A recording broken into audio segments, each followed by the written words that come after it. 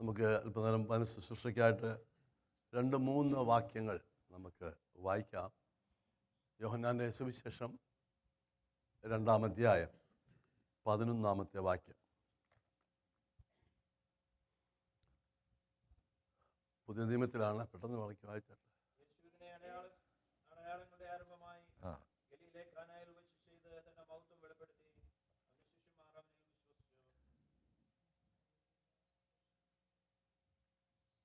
This beginning of sign Jesus did in Cana of Galilee and manifested his glory, and his disciples believed in him.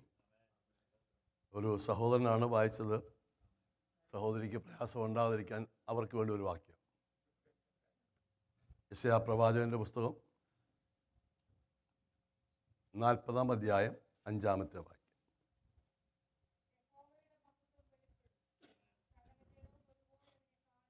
ആമേൻ, ആമേൻ. ഒരു നല്ല വാക്യം വായിച്ചിട്ടൊന്നും തൽക്കാലം മഹത്വമൊന്നും വേണ്ടെന്നുള്ള അഭിപ്രായത്തായിരിക്കുന്നു. നിങ്ങൾ രണ്ടുപേരും വായിച്ചപ്പോൾ ഒന്ന് എനിക്കിവിടെ വായിക്കാൻ താല്പര്യമുണ്ട്. 43:7. എൻ്റെ നാമത്തിൽ വിളിച്ചു, എൻ്റെ മഹത്വത്തിനായി സൃഷ്ടിച്ച് നിർമ്മിച്ച് ഉണ്ടാക്കിയും ഇരിക്കുന്ന ഏവരെയും കൊണ്ടുവരിക എന്ന് ഞാൻ കൽപ്പിക്കും. Everyone who is called by my name, whom I have created for my glory, I have formed him. Yes, I have made him. Created for his glory. അവൻ്റെ മഹത്വത്തിനായി സൃഷ്ടിക്കപ്പെട്ടവർ. കർത്താവേ, അങ്ങയുടെ വചനത്തിന് അവിടുത്തോളം വലിപ്പമുണ്ട്. ഞങ്ങളുടെ ഹൃദയമായി സംസാരിക്കുമല്ലോ അടിയനോട്, അടിയൻ്റെ പ്രിയപ്പെട്ടവരോട്. തിരുസാന്നിധ്യം അനുഭവിച്ചറിയുവാനിടയാക്കണമേ, യേശുവിൻ നാമത്തിൽ തന്നെ. Created for his glory. മോനെ മാറ്റിയത്, അവൻ്റെ മഹത്വത്തിനായി സൃഷ്ടിക്കപ്പെട്ടവർ. ഇതാരാന്നറിയാമോ? നമ്മളാണ്. പഴയ നിയമത്തിലെ ഗോസ്പല യെശയ്യാ പ്രവാചകന്റെ പുസ്തകം. 66 ചാപ്റ്റേഴ്സ് ഉണ്ട് യെശയ്യാ പ്രവാചകന്റെ പുസ്തകത്തിൽ. 66 ബുക്സ് ഉണ്ട് ഈ തിരുവചനം നമ്മുടെ കയ്യിലുള്ളതിൽ. യേശുക്രിസ്തുവിനെ കുറിച്ച് കൂടുതൽ എല്ലാറ്റിലുമുണ്ട്, എല്ലാ പുസ്തകത്തിലുമുണ്ട്. പക്ഷെ കൂടുതൽ അവൻ വന്നതിൻ്റെ പർപ്പസും വരാൻ പോകുന്നുവെന്നും വന്നിട്ട് എന്ത് ചെയ്യുമെന്നും എവിടെയാണ് മരിക്കുന്നതെന്നും എല്ലാം ക്ലിയറായിട്ട് എഴുതിയിരിക്കുന്ന ഒരു പുസ്തകം യെശയ്യാ പ്രവാചകന്റെ പുസ്തകമാണ്. ചോദ്യം, മനുഷ്യനെ എന്തിനാ സൃഷ്ടിച്ചത്? പല മറുപടിയുണ്ട്. ഞാൻ പലപ്പോഴും പറയാറുണ്ട്, to reflect his image. That's not bad, നല്ലതാണ്. തോട്ടം കാത്തു സൂക്ഷിപ്പാൻ വേണ്ടിയാ സൃഷ്ടിച്ചത് എന്ന് പറയാറുണ്ട്. ദൈവത്തിനൊരു തോട്ടം ഉണ്ടാക്കിയാൽ അതിന് ആരെങ്കിലും വേണ്ടായോ ഒന്ന് നോക്കാൻ? തെറ്റൊന്നുമല്ല. പക്ഷേ ഇവിടെ എഴുതിയിരിക്കുന്നത് എൻ്റെ മഹത്വത്തിനായിട്ടാണ്. മാനവജാതിയെ ദൈവം സൃഷ്ടിച്ചത് എന്തിനു വേണ്ടിയാ? അപ്പോൾ ദൈവത്തിന് ഒരു ഡിസയറുണ്ട്, ഒരു ആശയമുണ്ട്. ദൈവം എന്ത് ചെയ്താലും behind that thing there is a purpose. ഒരു ഉദ്ദേശമില്ലാതെ ഇതുവരെയും ദൈവം ചെയ്തിട്ടില്ല, മുൻപോട്ടോട്ട് ചെയ്യുകയില്ല. പക്ഷെ നമ്മുടെ it's our responsibility to find out. നാമാണ് കർത്താവേ ഈ ഭൂമിയിലേക്ക് എന്നെ അയക്കുകയും എന്നെ വീണ്ടെടുക്കുകയും ദൈവസഭയിലാക്കുകയും ചെയ്തപ്പോൾ എന്നെക്കുറിച്ചുള്ള ദൈവഹിതം എന്താണെന്ന് ആരായുവാൻ ഒരു ഭക്തന് ആവശ്യമുണ്ട്. അതനുസരിച്ച നമ്മുടെ യാത്രയുടെ സുഗമമായ മുൻപോട്ട് പോക്ക്. ഞാൻ ഒരു കാര്യം പറയട്ടെ, ദൈവത്തിന് ആശയമുള്ളതുപോലെ നമുക്ക് ഓർക്കുന്നുണ്ട്, കഴിഞ്ഞ ദിവസങ്ങളൊക്കെയും വളരെ ശക്തമായി ശുശ്രൂഷിച്ച ഒന്നുകൊണ്ട് വേദഭാഗങ്ങൾ, അവൻ്റെ വിളിയാലെയുള്ള ആശ. നമ്മെ വിളിച്ച് വേർതിരിച്ചു, ഒരു ചർച്ചോട് ചേർത്തു. ആവശ്യം വരുമ്പോൾ ഒരു പാസ്റ്ററുണ്ട്, വിഷയം വരുമ്പോൾ ഇരുന്ന് പ്രാർത്ഥിക്കാൻ ഒരു വിശ്വാസിയുണ്ട്, ഒരു സഭയുണ്ട്. അത് മാത്രമല്ല, അത് നമ്മുടെ അവകാശമാണ്. അത് നമ്മൾ ചെയ്തിരിക്കും. നിങ്ങൾക്കറിയാമോ, കഴിഞ്ഞ തിങ്കളാഴ്ച രാവിലെയും വൈകിട്ടും ഓരോ ദിവസവും ഇവിടെ പറഞ്ഞും പറയാത്തുമുള്ള എല്ലാ വിഷയവും ഓരോ കുടുംബവും അവരുടെ കുഞ്ഞുങ്ങളുടെ പേര് വരെ. നിങ്ങൾ ഭവനത്തിൽ നിങ്ങളുടെ പണികളിലായിരിക്കുമ്പോൾ ഇവിടെ സഭ ഗ്രൂപ്പായി നിന്ന് ഓരോ ദിവസവും ആരുടെയും പേര് വിടാതെ, അതാണ് ഭവനം, കുടുംബം, സഭ. ഇതൊക്കെ ശരിയാണ്. എനിക്ക് വേണ്ടി പ്രാർത്ഥിക്കുന്നു. ഞാൻ പലപ്പോഴും പറയും, ഞാനൊരു സഭാ ശുശ്രൂഷകരായിരിക്കാനാണ് താല്പര്യം കൂടുതൽ. കാരണം എവിടെ പോയാലും എൻ്റെ പിന്നിൽ പ്രാർത്ഥിക്കാൻ ഒരു സഭയുണ്ട്. ഇവിടെ ഇങ്ങനെ ചുറ്റു സഞ്ചരിച്ച് പോയി, ഞാൻ പറയട്ടെ, ഏതെങ്കിലും ഒരു ചർച്ചിൽ പോയി, ഞാൻ പലപ്പോഴും പോകാറുണ്ട്, പല സഭകളിൽ എന്നെ ക്ഷണിച്ച് പോകാറുണ്ട്. ഞാൻ നാട്ടിൽ പോകാറുണ്ട്. ശുശ്രൂഷ കഴിയുമ്പോൾ ഞാൻ പറയാറുണ്ട്, നിങ്ങൾ എനിക്ക് വേണ്ടി പ്രാർത്ഥിക്കണം. കൂടി വന്നാൽ അന്ന് വൈകിട്ട് പ്രാർത്ഥിക്കും. ഇറ്റ്സ് ഓക്കെ, അത് കുഴപ്പമില്ല. അല്ലെങ്കിൽ 2 ദിവസം കൂടെ പ്രാർത്ഥിക്കും. വല്ലപ്പോഴും പണ്ടൊരു പുള്ളി ഇവിടെ വന്നതായിരുന്നു. അപ്പോൾ ഗസ്റ്റ് പാസ്റ്ററോ അല്ലെങ്കിൽ നമ്മളോ പോയി പ്രാർത്ഥിക്കാൻ പറയുമ്പോൾ അവർ ഓർത്തില്ല, അത് അവരുടെ ആരും കുഴപ്പമില്ല, നമ്മളും അങ്ങനെ തന്നെയാണ്. പക്ഷേ ഓരോ ദിവസവും സഭയുടെ ഇമ്പോർട്ടൻസ് ആത്മീയൻ മനസ്സിലാക്കണം. ഓരോ ദിവസവും ആരെങ്കിലും ഒരാളെങ്കിലും, കുറഞ്ഞ ശുശ്രൂഷകരെങ്കിലും നിങ്ങളെ ഓർത്ത് പ്രാർത്ഥിക്കുന്നുണ്ട്. മറ്റെല്ലാവരും, എനിക്കൊരു അനേകം പ്രാർത്ഥിക്കുന്നുണ്ട്. ഞങ്ങളൊക്കെ ശുശ്രൂഷ നിൽക്കുന്ന കേട്ടോ, നിങ്ങളുടെയൊക്കെ പ്രാർത്ഥന കൊണ്ടാണ്. ഒരു നല്ല സഹോദരൻ പറയാമോ? ആണെന്നേ. അതുകൊണ്ടൊക്കെയാ ദൈവം തരുന്ന ആലോചന ആദ്യം ഇവിടെ പ്രസംഗിച്ച് എഫക്റ്റ് ആയെങ്കിലേ മറ്റിടത്ത് കൊണ്ടുപോയി പ്രസംഗിക്കത്തുള്ളൂ. ഇല്ലയോ ദൈവാസനെ? ഞാൻ കൂടുന്നത് എൻ്റെ സഭയിൽ ഇതിന് യാതൊരു എഫക്റ്റും ഇല്ല. ഇപ്പം ഞാൻ ഇന്നലെ വല്ലോടും പറഞ്ഞ് കേൾപ്പിക്കുന്നത്. അപ്പം അതനുസരിച്ച് നിങ്ങൾ ഇരിക്കുകയും അതനുസരിച്ച് നിങ്ങളുടെ പാസ്റ്റർ എന്ത് ചെയ്യണം? എൻകറേജ് ചെയ്യും. Encouragement makes a difference in performance എന്നാണ് പറയുന്നത്. അപ്പോൾ ആരാണ് ഇത്? പെർഫോമൻസ് അല്ലല്ലോ, വാസ്തവ. നമ്മൾ ആൾക്കാർ പറയുന്ന വാക്ക് വരെ പിടിക്കുന്നവരാ. Encouragement makes a difference in, ഇത് പെർഫോമൻസ് അല്ലെങ്കിലും നിങ്ങളുടെ ഒരു സ്തോത്രം എനിക്കൊരു എൻകറേജ്മെന്റാണ്. ആണോ അല്ലയോ? ശുശ്രൂഷ നമ്മളോട് ചോദിച്ചാൽ അറിയാം. ഈ സഭയിലുള്ളവരെല്ലാം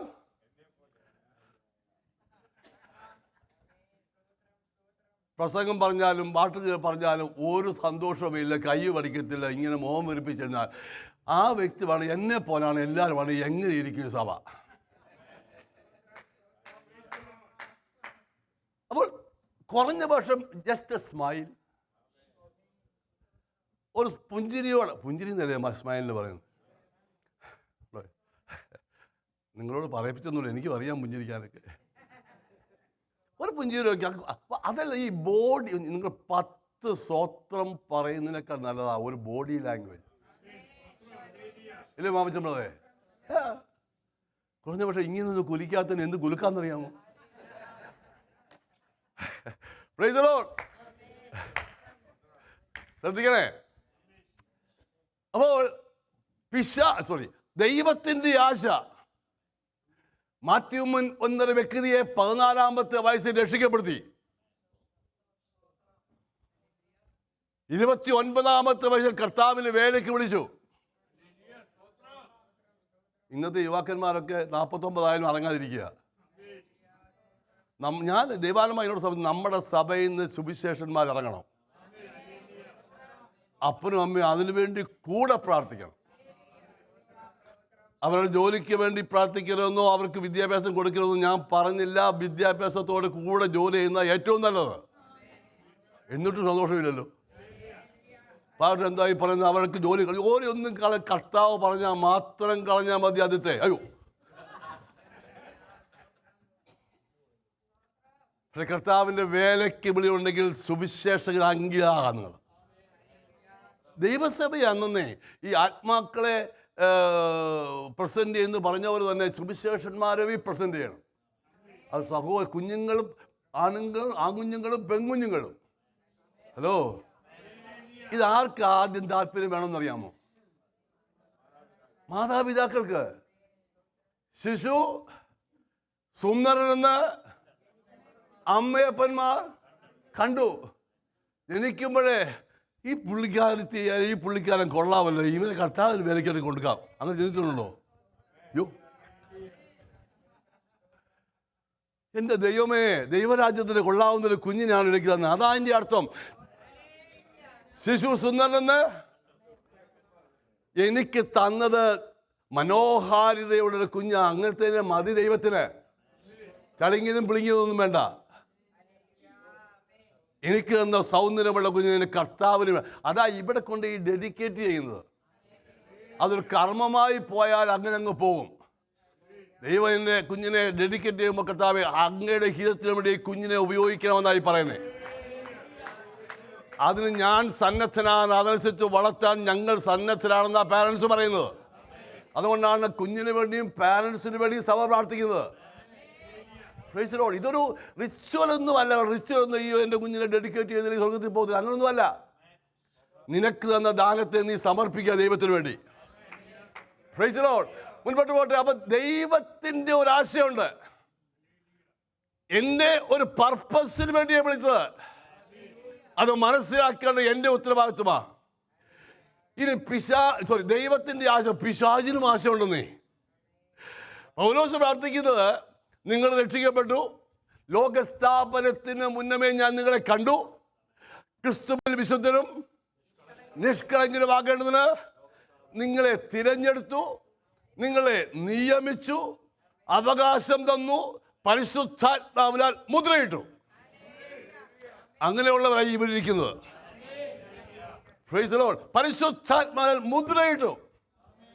അത് കഴിഞ്ഞ് പറയുവാണ്, ഒരു കാര്യം കൂടെ നിങ്ങൾ അറിയണം എന്ന് ഞാൻ ആഗ്രഹിക്കുന്നു. അതിനുവേണ്ടി ഞങ്ങൾ പ്രാർത്ഥിക്കുക. ഞാൻ നിങ്ങൾക്ക് വേണ്ടി. ആരാ പറയുന്നത്? പൗലോസ്. സഹോദരന്മാരെ, ഞാൻ നിങ്ങൾക്ക് വേണ്ടി പ്രാർത്ഥിക്കുന്ന ഒരു കാര്യം നിങ്ങൾ അറിയണം. എന്താണെന്നറിയാമോ? നിങ്ങളുടെ ഹൃദയദൃഷ്ടി ഒന്ന് പ്രകാശിക്കണം. ദൈവസഭയിൽ കടന്നു വരുമ്പോൾ ആത്മീയൻ രണ്ട് വ്യക്തിത്വമുണ്ട്. ഒന്ന് അകത്തെ മനുഷ്യൻ, ഒന്ന് പുറമേ മനുഷ്യൻ.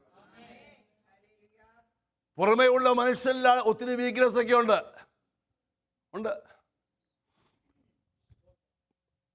ലോകം നിന്നെ ബന്ധിക്കും, രോഗം നിന്നെ ബന്ധിക്കും, നിരാശ നിന്നെ ബന്ധിക്കും. പ്രശ്നങ്ങൾ ഒന്നിന് പുറകെ ഒന്നായി വരുമ്പോൾ മനുഷ്യരാകട്ടോ നമ്മൾ ക്ഷീണിച്ചു പോകും. അതാണ് കുഴപ്പമൊന്നുമല്ല. അതൊന്നും ആരും അങ്ങനെ ആ വിഷയത്തിൽ ഇല്ല, ഞാൻ ദൈവവൈദ്യന അങ്ങനൊന്നും പറയേണ്ടത് നമ്മൾ ചെയ്യും. പക്ഷെ ഒരു കാര്യം, ശരീരത്തെ ബന്ധിച്ചാലും ആത്മാവിനെ ബന്ധിക്കാൻ കഴിയത്തില്ല. തെളിവ്, റോമ കാരാഗ്രഹത്തിൽ ബന്ധിതനായി കിടക്കുന്ന പൗലോസ്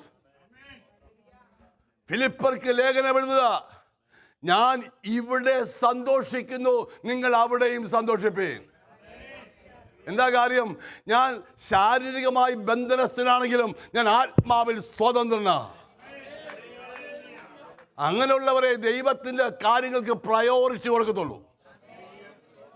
ക്ഷീണവും പ്രയാസവും രോഗവും ദുഃഖവും ഒക്കെ ഉണ്ടെങ്കിൽ, കർത്താവേ എനിക്കൊരു ചാൻസ് തന്നാൽ ഞാൻ ആലയത്തിൽ പോയി എൻ്റെ ദൈവത്തെ ആരാധിക്കും, കർത്താവിന് വേണ്ടി നിൽക്കും, കർത്താവിന് സാക്ഷിയാകും. ഒരു ആത്മീയനെ മാത്രമേ ആഗ്രഹമുള്ളൂ. സ്വാതന്ത്ര്യ. പിശാചിനും ആശയമുണ്ട്. അപ്പൊ ഞാൻ മുമ്പ് പറഞ്ഞു വന്നല്ലോ, അകത്തെ മനുഷ്യന്റെ കണ്ണ്, ഉൾക്കാഴ്ച ഇല്ലാത്തവന് ദൈവത്തിന്റെ പർപ്പസ് മനസ്സിലാകത്തില്ല. നിങ്ങൾ മനസ്സിലാക്കണേ. പക്ഷേ പതുക്കെ ഞാൻ പോകുന്നുള്ളൂ. അകക്കണ്ണ് തുറക്കാത്തവന് ആത്മീയ വിഷയത്തിൽ വലിയ താല്പര്യം വരത്തില്ല. പുറമേ ഉള്ളത് എല്ലാവരും കണ്ടൊക്കെ കുറ്റം പറയാൻ പറ്റും. പക്ഷെ അകക്കാണ്, ഇൻസൈഡില്. അതിന് തെളിവ് ഞാൻ പലപ്പോഴും പറയാറുണ്ട്. ദമസ്കോസിന്റെ പടിവാതിൽ യാത്രാ മൃഗത്തിന് താഴെ വീണു. എന്തു പറ്റി? അന്ധനായി തീർന്നു. നിങ്ങൾ ശ്രദ്ധിച്ചേക്കണേ. അവൻ അന്ധനായി തീർന്നപ്പോൾ 3 ദിവസം. പക്ഷെ അവന്റെ എല്ലാ പ്രസംഗത്തിലും സാക്ഷ്യം പറഞ്ഞാ തുടങ്ങുന്നത്. എന്തെന്നറിയാമോ? ഞാൻ വന്ന വഴിയിൽ, ഞാൻ പൗരോഹിതന്മാരുടെ കൽപ്പന ലെറ്റർ മേടിച്ചുകൊണ്ട് ജനത്തെ ഉപദ്രവിക്കുവാൻ പോകുന്ന വഴിയിൽ ദമസ്കോസിന്റെ പടിവാതിൽക്ക് ചെന്നപ്പോൾ ഞാൻ സഞ്ചരിച്ച വാഹനത്തിൽ നിന്ന് എൻ്റെ ദൈവം തള്ളിയിട്ടു. ഞാൻ അന്ധനായി തീർന്നു. പക്ഷെ അവിടെ ഒരു വാക്കുണ്ട്, ആ സമയത്ത് ഞാൻ എൻ്റെ യേശുവിനെ കണ്ടു. ലോകത്തിലേക്കുള്ള കണ്ണുകൾ അടയുമ്പോഴാണ് അകത്തെ കണ്ണ് തുറക്കുന്നത്. രണ്ടും കൂടെ ഒന്നിച്ച് 2 യജമാനന്മാരെ പ്രസാദിപ്പിക്കാൻ, സേവിക്കാൻ കഴിയത്തില്ല. ഒരു സ്വതന്ത്രം പറയാമോ? നമ്മുടെ പ്രത്യേക ഉദ്ദേശത്തോടുകൂടി വിളിച്ച് വേർതിരിച്ചവരുടെ കൂട്ടമാ. അകക്കണ്ണ് പ്രകാശിക്കണമെങ്കിൽ, അകക്കണ്ണ് തുറക്കണമെങ്കിൽ പുറമേ ഉള്ളു. ഞാൻ ഈ കണ്ണടച്ചുകൊണ്ട് നടക്കണമെന്നല്ല പറയുന്നത്. ലോകകാര്യങ്ങളിൽ അധികം ഇൻവോൾവ് ആകാതെ ആത്മീയ വിഷയങ്ങൾ ഇൻവോൾവ് ആയാൽ നിന്റെ ഉൾക്കാഴ്ച വർദ്ധിക്കും. ഞാൻ രക്ഷിക്കപ്പെട്ട സഭയോടായി പറയുന്നത്, എഫെസസ് പറഞ്ഞതുപോലെ, അകത്തെ കണ്ണ് പ്രകാശിക്കുമ്പോൾ ഒരു കാര്യം മനസ്സിലാവും. നിനക്ക് വിളിയാലുള്ള ആശ എന്നു മനസ്സിലാവും. എന്തിനാണ് എന്നെ വിളിച്ചത്? ഞാൻ എന്തിനായി ഞായറാഴ്ച എടുത്തുകൊണ്ട് പോകുന്നത്? എന്തിനാ എനിക്ക് സാവകാശം കിട്ടുമ്പോൾ സാക്ഷ്യം പറയുന്നത്?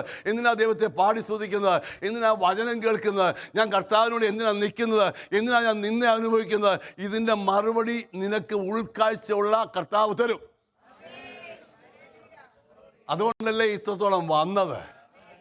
എത്ര അനുഗ്രഹപ്പെട്ട സാക്ഷി വന്നത്. എത്രയോ പേരാ നമുക്കെതിരായി തരും. എല്ലായിടത്തും കൊണ്ടിത്. പക്ഷെ എല്ലാത്തിനെയും തരണം ചെയ്ത് ക്രിസ്തുയേശു നിൽപ്പാൻ ദൈവം വന്നില്ലേ? ഹല്ലേലൂയ.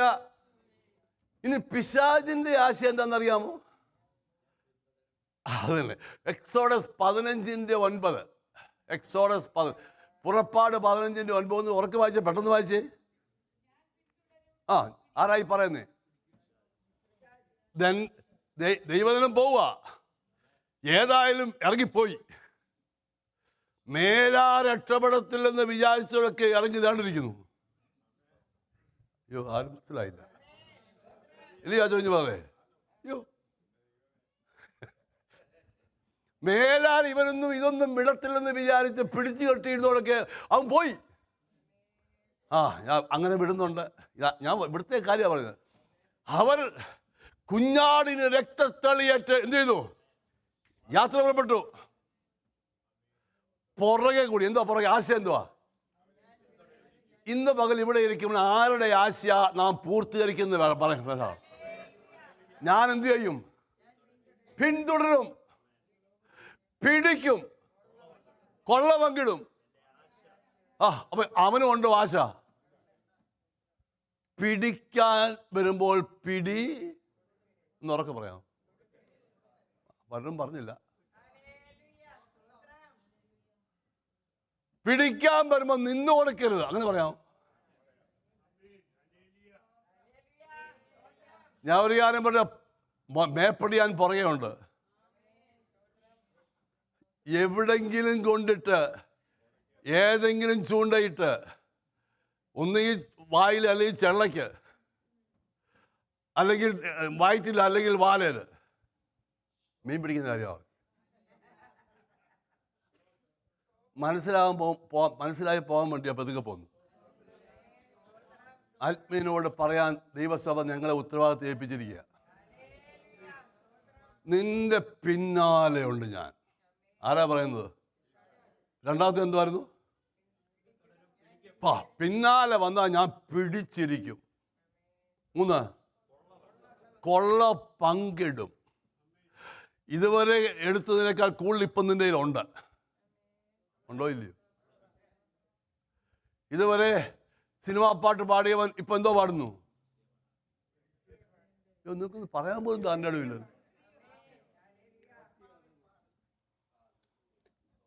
ഇതുവരെ സൺഡേ ഇന്ന് സീരിയൽ കണ്ടുകൊണ്ടിരുന്നു ഞാൻ ഇപ്പൊ എന്തുവാ? ഒന്ന് ഉറക്കെ പറഞ്ഞേ. പുള്ളിക്ക് സൂഹിക്കുമോ? ഇങ്ങോട്ട് ശ്രദ്ധിക്കണം. ദൈവം ഇപ്പാരും ബൈബിളൊന്നും വായിക്കരുത്. ഇങ്ങോട്ട് ശ്രദ്ധിക്കണേ. സൂഹിക്കുമോ പുള്ളിക്ക്?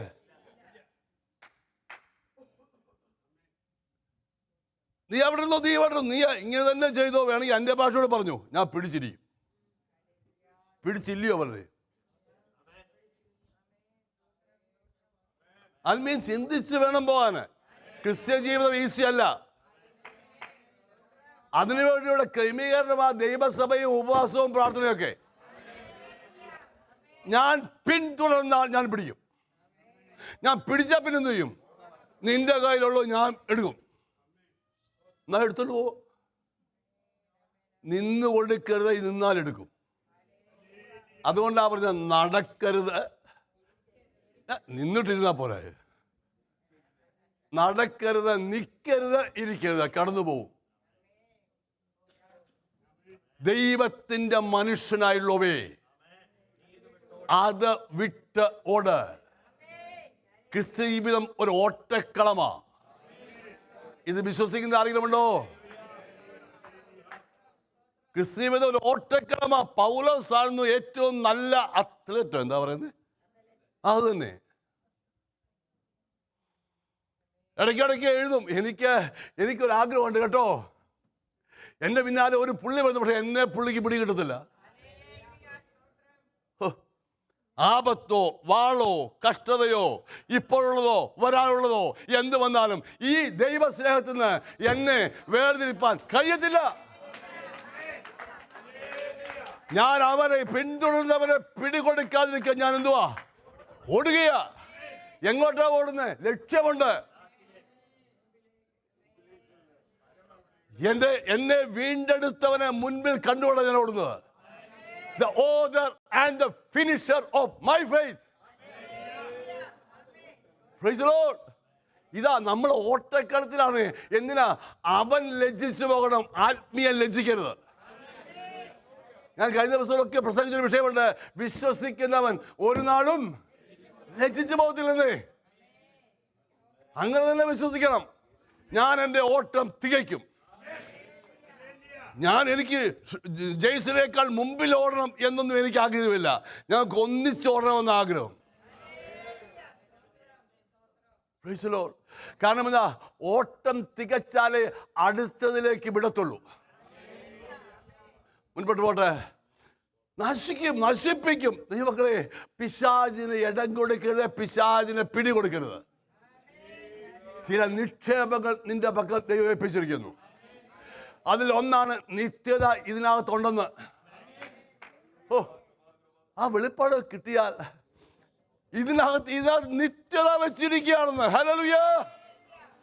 ഇതെടുത്തു മാറ്റാൻ അവൻ പുറകെ ഉണ്ടെന്ന്.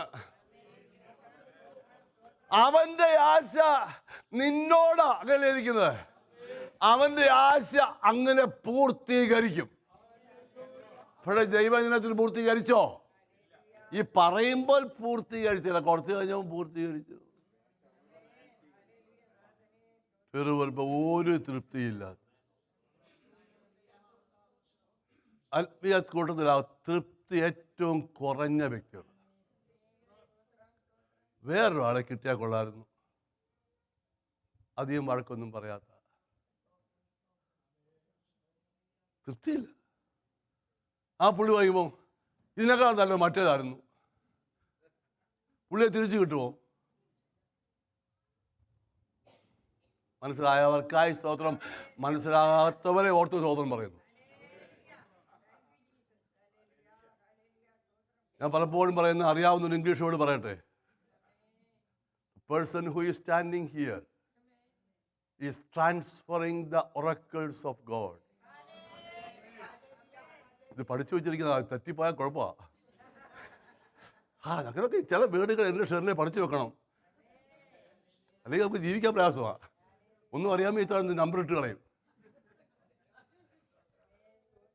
എന്ന് ഞാൻ ഇവിടുന്ന് ഉടനെ പോകുന്നൊന്നുമില്ല. ഹല്ലേലൂയ. സ്തോത്രമൊക്കെ പറഞ്ഞോണ്ട് ഇടയ്ക്കൊക്കെ ഒന്ന് ചിരിക്കാൻ വേണ്ടി ഇതൊക്കെ പറയുന്നത്, എന്നിട്ടും ചിരിക്കാത്തതുകൊണ്ടോ അല്ലേ വേറെ വിഷയം.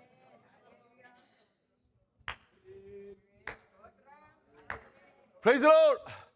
ദൈവത്തിന്റെ ഒറക്കിൾസ്, അതിന് മലയാളം എന്തുവാ? മലയാളം ഇല്ല, അതിന് ഒറക്കിൾസ് എന്നേ ഉള്ളൂ. ഉണ്ട്, അരുളപ്പാടുകളാ. അയ്യോ, പ്രൈസ് ദി ലോർഡ്. ദൈവത്തിന്റെ അരുളപ്പാടുകളാന്ന്. ഇത് എവിടുന്ന് കൊണ്ടുവന്നാ? അവിടുന്ന് കൊണ്ടുവന്നാ.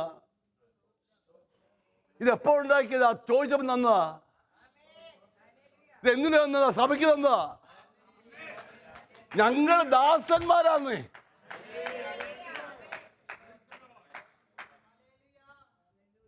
ഏതായാലും ഇത്ര സമയം പോയില്ലയോ. ഇന്നത്തെ ചീഫ് ഗസ്റ്റ് ആരാന്നറിയാം? Jesus Christ.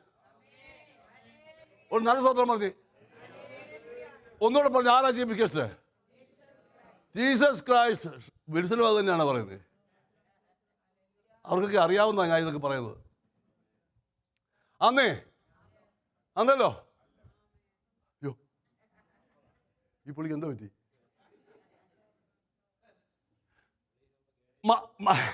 മാനലോ അല്ല, മാനലോ എന്ന് പറഞ്ഞാൽ മലയാളം എന്തുവാ? ഇന്ന് ഉച്ചയ്ക്ക് ബേബിച്ചാൻ എൻ്റെ ലഞ്ചിന് വിളിച്ചെന്നിരിക്കട്ടെ. വിളിച്ചില്ല. ഞാനത് ചാൻസ് കൊടുത്തിട്ട് എന്നിട്ടും പുള്ളി എന്നാ അച്ഛാ പാസ്റ്ററായി ഇന്ന് ഉച്ചയ്ക്ക് വേണമെന്ന് പോലും പറഞ്ഞില്ല പുള്ളി. എന്തോ വിളിച്ചെന്നിരിക്കട്ടെ. വിളിച്ചില്ല കേട്ടോ. അപ്പം ഞാൻ യോഗം കഴിഞ്ഞ് അങ്ങോട്ട് ചെല്ലുന്നുണ്ടേ, എർസം പോവോ പാസ്റ്റർക്ക് വെള്ളം കൊടുക്കുക. പാസ്റ്റർ ഇനി പ്രാർത്ഥിക്കുന്നില്ലേ, പോവാണോ ചോദിക്കുമോ? എന്നെ ഇൻവൈറ്റ് ചെയ്തത് മുർഗാശുർഗ അണ്ടാവണ്ട, ഇത് ഇന്ത്യ പറയുന്നേ. Meet seat. ഞങ്ങളുടെ ലാംഗ്വേജ് അങ്ങനെ അല്ലേ വിളിച്ചേ. അവൻ മുർഗാന്നും അണ്ടാന്നും മുർഗാശുർഗ അണ്ടാവണ്ട, മീറ്റ് സീറ്റ്, റൊട്ടി സോട്ടി, ഇതെല്ലാം വെച്ച് എടി പാർട്ടി ഇതുവരെ വന്നില്ലല്ലോ. പറയുമോ ഇല്ലയോ? മിണ്ടുന്നില്ല. എന്താ വിളിക്കണ്ട പോട്ടെ. പുള്ളി ആകെ പേടിച്ച എന്തുവാ ഇതെല്ലാം വെച്ചിട്ട് നോക്കിയിരിക്കുക. പാസ്റ്ററെ ഞാൻ ഇൻവൈറ്റ് ചെയ്തിട്ടുണ്ട്, പാസ്റ്റർ വരുമെന്ന്. പാസ്റ്റർ കേട്ടോ, ഇനി പാസ്റ്റർ അങ്ങോട്ട് ചെന്നു. ഗസ്റ്റ് ആരാ, ഹോസ്റ്റ് ആരാ? ഗസ്റ്റ് ഞാനാ, ഹോസ്റ്റ് അദ്ദേഹം. ഇത്രയും മനസ്സിലാക്കുക. സ്തോത്രം. ഇന്ന് പകൽ നിങ്ങൾ ഇവിടെ വന്നതെങ്ങനാ പറഞ്ഞേ? കർത്താവ് വിളിച്ചിട്ടല്ലേ വന്നേ? You are the chief guest. എല്ലാവരും ഞാൻ ഒന്നുമില്ല അങ്ങ് കൊടുത്തേക്കല്ല, ഇയാൾ തന്നെ അല്ല. ഞാൻ ചോദിക്കാം, നിങ്ങളില്ലേ പിന്നെ ഇവിടെ ആരാധനയുണ്ടോ? പിന്നെ ഈ അപ്പവും വീഞ്ഞു. You are the chief guest for today. ഒരു സ്വതന്ത്രം പറയാമോ? The Holy Spirit, the Lord invited you to come to the house of the Lord. ദൈവാലയത്തിലെ നന്മ കൊണ്ട് തൃപ്തി പ്രാപിച്ച് മടങ്ങാൻ. എന്തെങ്കിലും പ്രാപിക്കാനില്ലാതെ ആരും വരരുതേ. നമ്പർ കൊടുക്കാനും ചോദിക്കുമ്പോൾ വന്നല്ലോ എന്ന് പറയാനും ആരും വരരുത്. ദൈവാലയത്തിൽ ദൈവത്തിന് നന്മയുണ്ട്. വരുന്നവന് വേണ്ടി കൊടുക്കുവാൻ അവന്റെ പക്കൽ ആഹാരമുണ്ടെന്ന്. അപ്പം പിന്നെ ഞങ്ങളുടെ പരിപാടി എന്ത് ചെയ്യാ? നിങ്ങൾ ഈ ഹോട്ടലൊക്കെ പോകുമ്പോൾ ഒരു പുള്ളിയൊക്കെ എടുത്ത് ചായ വേണോ, എന്താ വേണം? ആദ്യം എന്താ വേണ്ടത്? വെള്ളം കൊണ്ടുവരട്ടെ. വെള്ളം വേണ്ട. പിന്നെന്താ വേണം? സ്പ്രൈറ്റ് വേണോ? ഇങ്ങനെ ചോദിച്ചുകൊണ്ടിരിക്കും. അതാ ഞങ്ങൾ ചെയ്യുന്നേ. നമ്മളാരാ? ദാസ്. അതുകൊണ്ടാണ് നിങ്ങൾ ഞങ്ങളെ ദേവദാസൻ എന്ന് വിളിക്കുന്നത്. വിളിക്കുമ്പോൾ ഓർക്കത്തില്ലല്ലോ ബില്ലൊക്കെ തരുമെന്ന്. പറഞ്ഞു മനസ്സിലായോ? അമേരിക്കയിൽ അങ്ങനെ ഇല്ലെങ്കിലും നാട്ടിലൊക്കെ പോയിരുന്നാൽ മതി, വിളമ്പി വരത്തരും. ആദ്യം ഞങ്ങൾ കൺവെൻഷന് വന്നു. ഒരു വീട്ടിൽ യോഗത്തിന് പോയി. എല്ലാം കൊണ്ട് വെച്ച് ഒരു വീട്ടിൽ യോഗത്തിന് കഴിക്കാൻ പോയി. എല്ലാം കൊണ്ട് വെച്ചതിന് ശേഷം ആ വീട്ടുകാരത്തെ ഇങ്ങോട്ട് മാറി നിൽക്കുക. നിങ്ങൾ എന്തോ എടുക്കുക?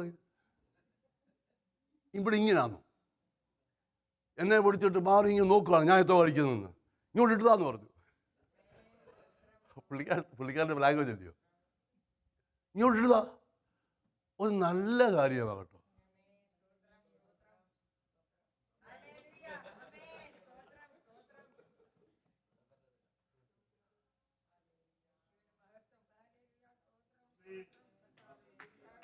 ആത്മീയ അർത്ഥം എടുക്കാവുള്ളൂ.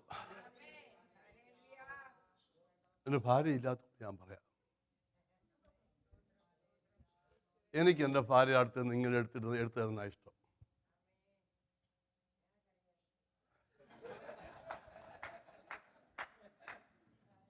എൻ്റെ പിള്ളേർ പറയും, മമ്മി ഡാഡി അങ്ങ് വഷളാക്കിയെന്ന്. അതിന് പറയുന്നത് എങ്ങനെ കുഞ്ഞാ പറയും? സ്പോയിലാക്കിയെന്ന്. ജൂലി പറയും, അപ്പം ജൂലിയാണോ ഫേബയാണോ, പപ്പായ്ക്ക് പഴുത്തിൽ പൊളിച്ചു കൊടുത്തതിനെ കഴിക്കത്തുള്ളൂ mummy. That's what I am. സ്നേഹമുണ്ടെങ്കിൽ കൈ കൊണ്ട് തരുന്നത് ഇഷ്ടമാണ്.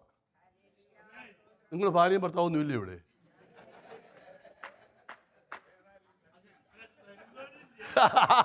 അങ്ങനെ തരുന്നവരില്ലാത്തതുകൊണ്ട് ഇനി വീട്ടിൽ പോയി വിഷം ഉണ്ടാക്കരുത്.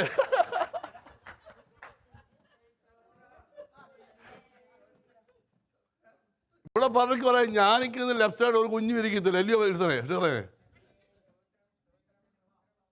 ഞാൻ ഒരു പ്രാക്ടിക്കൽ കാര്യം പറയാം. നമ്മുടെ സ്നേഹിക്കുന്നവരിൽ നിന്ന് കയ്യിൽ നിന്ന് മേടിക്കാൻ ആഗ്രഹമുണ്ടെങ്കിൽ നിന്നെ സ്നേഹിക്കുന്നവരും ഇവിടെയുണ്ട്. അത് കിട്ടുന്നത് ഇഷ്ടമല്ലേ? ഇത് പറഞ്ഞു തരുന്ന ഗുണീകരണത്തിനും ശാസ്ത്രത്തിനുമല്ലേ? നിത്യത ഉള്ളിൽ ഉണ്ടെങ്കിൽ ഇത് പിടിക്കാൻ പുറകെ ഒരുത്തൻ വരുന്നുണ്ട്. അത് നഷ്ടപ്പെടാതിരിക്കാൻ വേണ്ടിയുള്ള വചനമല്ലേ പറയുന്നത്? ഹല്ലേലൂയ. അങ്ങനെ വേണം ആത്മീയം ചിന്തിക്കാൻ. നമ്മളെ ഇഷ്ടമല്ല നടക്കുന്ന ഒരു സ്ഥലമല്ല ദൈവസഭ. നമ്മോട് പറയുന്നത് കേട്ട് ജീവിതത്തെ ക്രമീകരിക്കേണ്ട സ്ഥലമായത്.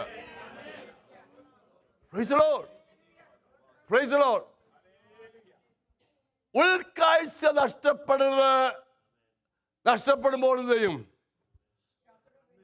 ശത്രു പിൻപറ്റും. ഞാൻ നിൽക്കുന്നില്ല കേട്ടോ. നമ്മുടെ ജീവിതം, നമ്മുടെ ശുശ്രൂഷ, നമ്മുടെ സഭ, നമ്മുടെ ആത്മീയം, നമ്മുടെ കുഞ്ഞുങ്ങൾ, നമ്മുടെ തലമുറ, ഇതിന് പിന്നെ എല്ലാം അവനൊരാശയമുണ്ട്. പിശാചിന് ആത്മീയൻ നിന്നു കൊടുക്കരുത്. ദൈവത്തിന്റെ ആശ, കർത്താവ് എന്നെ നീ വിളിച്ചതിന്റെ ഉദ്ദേശം എന്താ? ആ പർപ്പസ് പറ. ദൈവം പറയും, കുഞ്ഞെ എന്റെ നാമത്തിന്റെ മഹത്വത്തിന് വേണ്ടിയാ. ഹല്ലേലൂയ. ഒരു സ്തോത്രമൊക്കെ ഒന്ന് പറയാമോ? പിശാചിന്റെ പണി. ഇന്ന് ഞാൻ ഇൻട്രൊഡക്ഷൻ പറയത്തുള്ളൂ, ബാക്കി അടുത്ത ആഴ്ച പറയത്തുള്ളൂ കേട്ടോ. 31st നൈറ്റും പറയത്തില്ല, അടുത്ത ആഴ്ചയുള്ളൂ. പിശാച് ഈ നേര് വഴി പോകാതിരിക്കാൻ വേണ്ടി എന്തുവാ ചെയ്യുന്നറിയാമോ? ഏറ്റവും തിരുവഴുത്ത് കാണിക്കുന്നത് കണ്ണു കുരുടാക്കും. നേരെന്തുവാ തെറ്റെന്തുവാന്ന് കൺഫ്യൂഷൻ ആക്കും. അതാ ഇന്ന് ദൈവസഭ നടന്നുകൊണ്ടിരിക്കുന്ന ഏറ്റവും വലിയ ദുരുപദേശങ്ങൾ. അവസാനം എവിടെയെങ്കിലും പോയി കുഴി വീഴും. അനേക ദേവദാസന്മാർ സ്റ്റേജിൽ വിളങ്ങുന്നു എന്ന് വിചാരിച്ച് അവിടെ ചെല്ലണമെന്നില്ല. നമുക്ക് സ്റ്റേജിലൊന്നും വിളങ്ങണ്ട, കർത്താവേ എന്നെ അങ്ങ് എത്തിക്കരുതെന്ന് പറഞ്ഞാൽ മതി. ഞാൻ പെട്ടെന്ന് വായിക്കാം. ഒരു വാക്കില്ലേ, ഇരുട്ടിന്റെ നിഷ്ഫല പ്രവർത്തികളിൽ കൂട്ടാളികളാകരുത്. 5:11 ഏതാ? എഫേസ്യർ. പെട്ടെന്ന് പിന്നെ ഇനി പെട്ടെന്ന് വായിക്കണമേ. അപ്പൊ ഇരുട്ടിന്റെ പ്രവൃത്തി കൊണ്ട് അതൊന്നും ഒരു ഫലവും ഇല്ലാത്തതാ. മനസ്സിലായോ? ഫലം ഒന്നുമില്ല. ചുമ്മാതെ കള്ളം പറയും, ഇല്ലയോ? യെസ് ഓർ നോ ഉണ്ടോ? യെസ് പറഞ്ഞാൽ നോ പറഞ്ഞാൽ ഞാൻ നിങ്ങളെ പറ്റി അല്ല പറയുന്നത്. എന്തെങ്കിലും ഒരു 10-50 കോടി കിട്ടി പിന്നെയും അച്ഛാ എന്നെ വിടത്തില്ല, പിന്നെയും കുഴപ്പം. ഞാൻ പ്രൊമോഷൻ കൊടുക്കുമല്ല. 5 പൈസ എടുത്താലും 50 എടുത്താലും കള്ളനാ. ബൈബിളിൽ ഒരു വാക്യമുണ്ട്, ഒരു കള്ളനും സ്വർഗരാജ്യം കാണത്തില്ല. അവകാശമാക്കുക. നിങ്ങൾ വളരെ സാവധാനത്തെ പറഞ്ഞു, എനിക്ക് മനസ്സിലായി സംഗതി.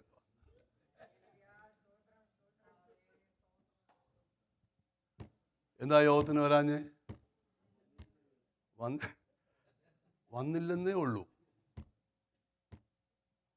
ഞാൻ ജോലിയും മറ്റുമുള്ളവർ അതേ സുഖമില്ലെങ്കിൽ വന്നില്ലാത്തവരുടെ കാര്യമല്ല പറയുന്നത്. ഏതെങ്കിലും നിനക്ക് സാഹചര്യം ഒരുത്തുന്നാൽ നീ ആരാധനയ്ക്ക് കൂട്ടായ്മയ്ക്ക് പോകണം. അവിടെയാണ് നിൻ്റെ ആത്മജീവിതം വളരുന്നത്. ദൈവസഭയിൽ മീറ്റിങ്ങും ആരാധനയും നടക്കുമ്പോൾ എങ്ങനെ കിടന്നുറങ്ങാൻ തോന്നും?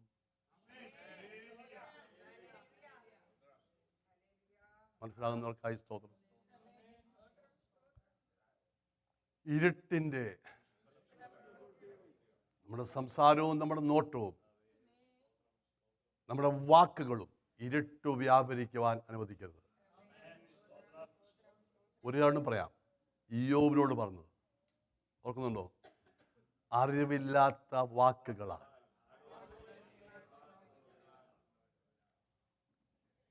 ഒരു തിരുവചനം കേൾക്കുമ്പോൾ അതെന്നോടാണോ അല്ല എന്ന് നിങ്ങൾക്ക് മാത്രമേ അറിയൂ. അത് ഏറ്റെടുക്കാതെ വിമർശിച്ചാൽ അതിന്മേൽ ഇരുട്ട് വ്യാപരിക്കുക. ബൈബിളിലാണ് എഴുതിക്കുന്നത്. ഇയ്യോബ് ഭക്തനാണെന്ന് പറയുമ്പോൾ ചില കാര്യങ്ങൾ ആവശ്യമില്ലാതെ അവൻ പറഞ്ഞിട്ടുണ്ട്. ദൈവം അത് മാനുഷികമായ നിലയിലേ എടുത്തിട്ടുള്ളൂ. ഒരു വിഷയമെന്നാൽ ചിലപ്പോൾ ചില സാഹചര്യങ്ങളിൽ പറഞ്ഞു പോകും. അതുകൊണ്ടാണ് 38-ാം അധ്യായം, എൻ്റെ കുഞ്ഞൻ നീ അവിടെ നിൽക്കേ, ഞാൻ നിന്നോട് ചില ചോദിക്കാൻ പോവാ. അറിവില്ലാത്ത വാക്കുകളാൽ ആലോചന എന്ത് ചെയ്യരുത്? ഇതാ ആലോചന. മനസ്സിലായവർക്കായ സ്തോത്രം. 1000 അഭിപ്രായങ്ങളെക്കാൾ ദൈവത്തിൻ്റെ ഒരു ആലോചനയ്ക്കാ വില. 1000 അഭിപ്രായം. അതാ ദാവീദ് പറഞ്ഞത്, ഞാൻ നിന്നെ ഉപദേശിച്ച് നടക്കേണ്ടത് വഴി കാണിച്ചു തരും, ഞാൻ നിന്നെ മേൽ ദൃഷ്ടി വെച്ച് നിനക്ക് ആലോചന പറഞ്ഞു തരും. പെട്ടെന്ന് മുമ്പോട്ട് പോട്ടെ. അപ്പൊ ഇരുട്ട് വ്യാപരിക്കരുത്. 1.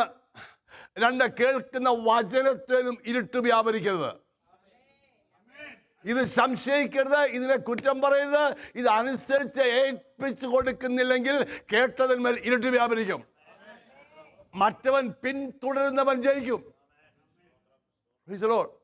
പെട്ടെന്ന് വായിച്ചാണ് ഫിലിപ്പ് ലേഖനം 1:10. അതിന് മുമ്പ് റോമർ 1:21 വായിച്ചേ. റോമർ 1:21.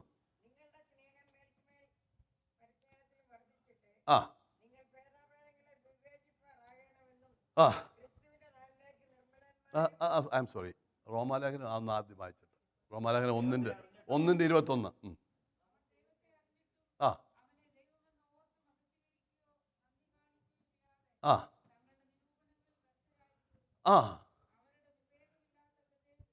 അപ്പൊ ഹൃദയത്തിൽ എന്തുവാ നോക്കിക്കണേ?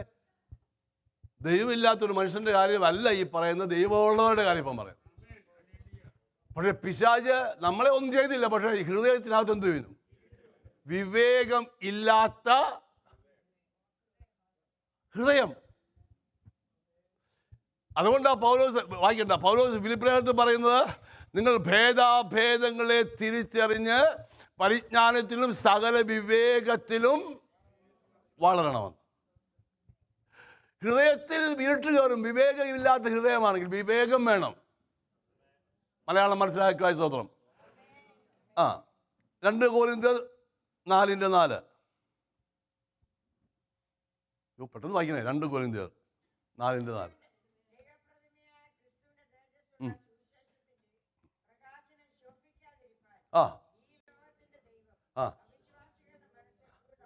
അവൻ വിജയിക്കുന്നുണ്ടോ?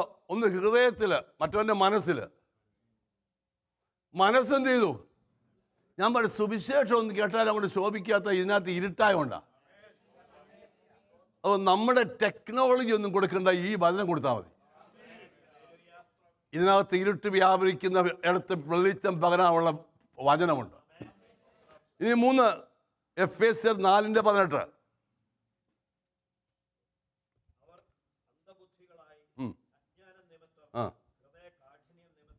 മലയാളത്തിൽ അങ്ങനെ മുഴുവൻ, പക്ഷേ ഇംഗ്ലീഷിൽ ഡാർക്ക്നെസ് ഇൻ അണ്ടർസ്റ്റാൻഡിങ്. ബുദ്ധിയിൽ ഇരുട്ട്. അപ്പൊ ഹൃദയത്തിലിരുട്ട്, മനസ്സിലിരുട്ട്, ബുദ്ധിയിലിരുട്ട്. ഇനിയും മത്തായി 6:23.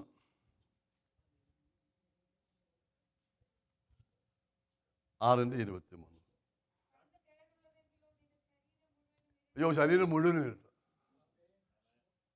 നേരത്തെ എന്താ വന്നത്? വിവേകത്തിൽ ഇരിപ്പുണ്ട്, മനസ്സിലുണ്ട്, ഹൃദയത്തിലുണ്ട്, ബുദ്ധിയിലുണ്ട്. അവസാനം പൗലോസ് മത്തായി പറയുവാണേ, ശരീരം മുഴുവനും ഇരുട്ട്. ഇതെങ്ങനെ സംഭവിച്ചതാ? അവന്റെ ആശ അവൻ പൂർത്തീകരിച്ചതാ. ദൈവത്തിൻ്റെ ആശ നിന്നെ നിത്യത കൊണ്ടെത്തിക്കുക എന്നുള്ളതാണ്. ഈ വിഷയം ഇവിടെ നിർത്തിയിട്ട് ആദ്യം വായിച്ച വാക്യം ഒന്ന് പറഞ്ഞിട്ട് പോവാ. First word, John chapter 2.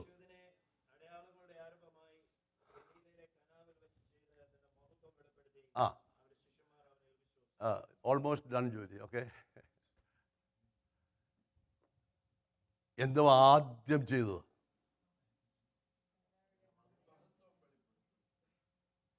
അവൻ എന്തിനാ മഹത്വം വെളിപ്പെടുത്തിയെന്നറിയാമോ?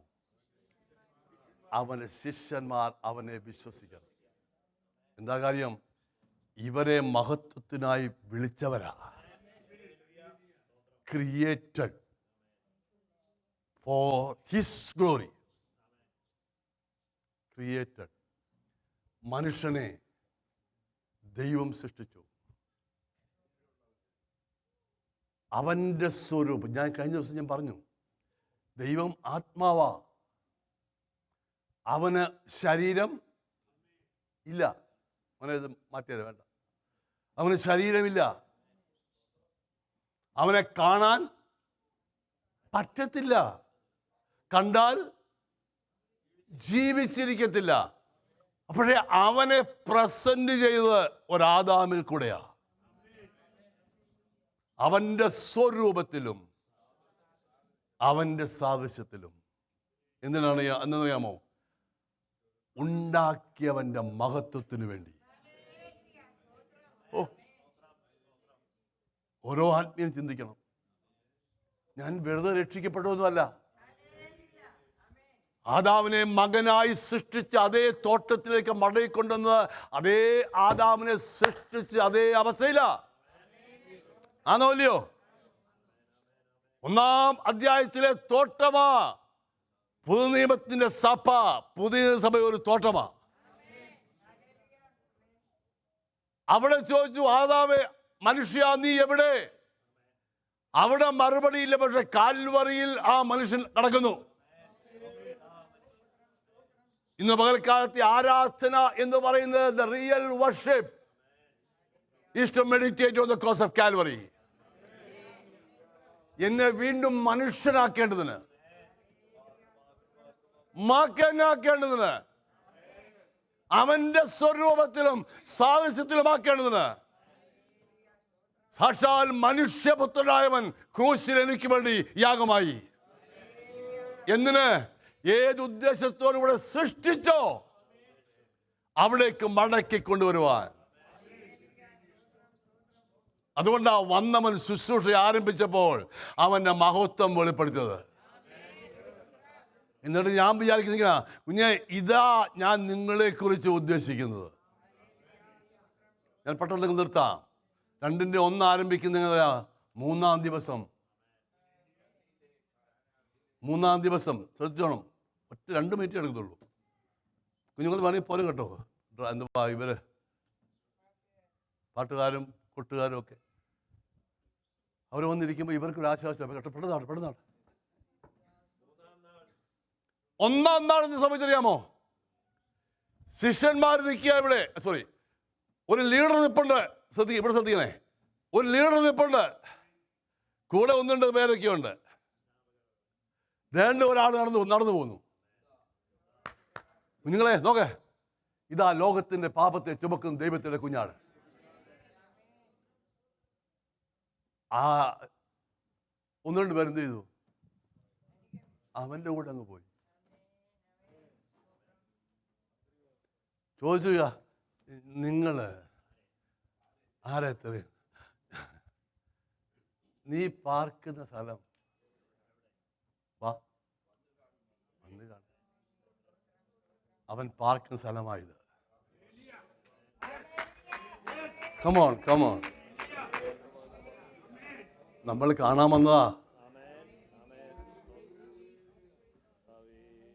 He spent all night with Jesus of Nazareth.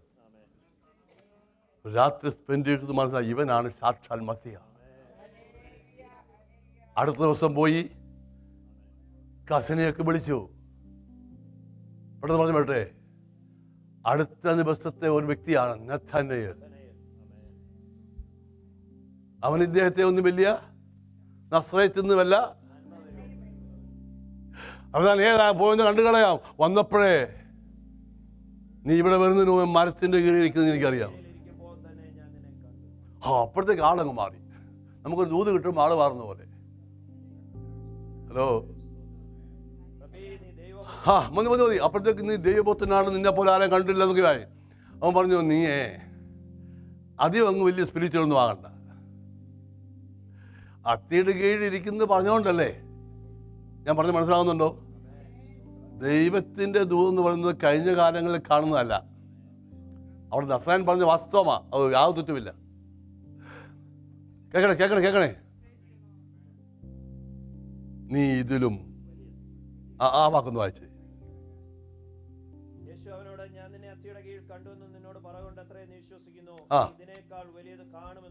രണ്ടാം ദിവസമാ പറഞ്ഞത്, നീ ഇതിനേക്കാൾ വലുത് കാണും. 3-ാം ദിവസം അത് കാണിച്ചു. ഈ സഭ 3-ാം ദിവസത്തിലേക്ക് പോകുക. വിശ്വസിക്കുന്ന ആരെങ്കിലും ഉണ്ടോ? ഇതിലും വലുത് കാണുമെന്ന് വിശ്വസിക്കാം. നിങ്ങൾക്കറിയാമോ, 3-ാം ദിവസം ഗലീലയിലെ കാനാവിൽ വേറെയും ഉണ്ട്. ഗലീല കാന വേറെയുമുണ്ട്. ഗലീലയിലെ കാനാവിൽ എന്ത് ചെയ്തത് എന്താ എന്നറിയാമോ? നഥനയേൽ ഗലീലക്കാരനാ. ഈ സഭ ഈ ദൂതൻ എടുക്കുന്നു.